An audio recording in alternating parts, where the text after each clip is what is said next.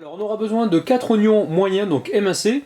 On prendra du fromage, donc j'ai pris de la mimolette, 8 tranches, du sel, du poivre, 100 g d'épinards frais, une dizaine de pains de mie et on prendra également un petit peu d'huile d'olive. Alors dans la poêle qui chauffe, j'ai mis un petit peu d'huile d'olive. Là je dépose les oignons.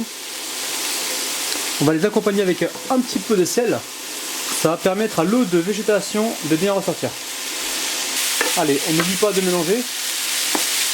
Et on est parti pour environ 2 minutes de cuisson. Pensez à recouvrir donc les oignons d'une assiette ou d'un couvercle pour accélérer donc la cuisson. Après quelques minutes de cuisson, on vient y déposer les épinards.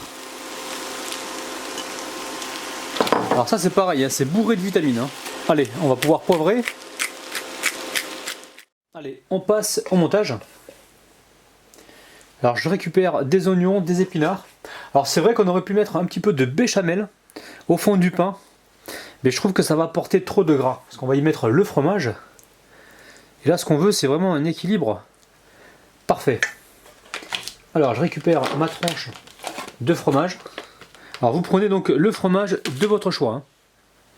Et ensuite je dépose une tranche de pain par-dessus. Allez, j'en fais un deuxième. Allez, je recouvre donc la tranche de pain de mon mélange. Ensuite, on y met une belle tranche de fromage et on recouvre d'une tranche de pain. Et là, on passe à la cuisson tout de suite.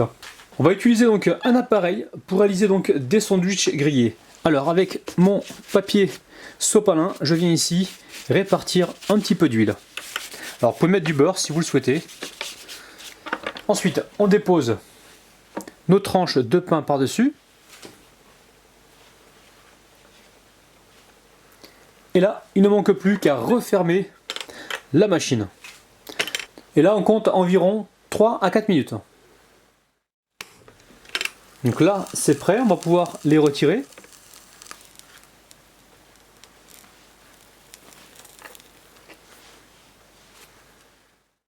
Ensuite, on les récupère un par un et on vient couper ce qui dépasse.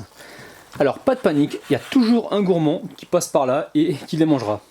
Ou sinon, dans le pire des cas, ce que vous pouvez faire, c'est les mettre à sécher, donc au four, tranquillement, four éteint. Comme ça, vous pouvez donc en faire soit de la chapelure ou soit des croûtons. Ensuite, on revient les couper en deux. Allez, on va enfin passer à la dégustation, c'est parti. Alors ce mélange oignon, épinards et fromage, je peux vous garantir que c'est une tuerie, c'est vraiment super bon.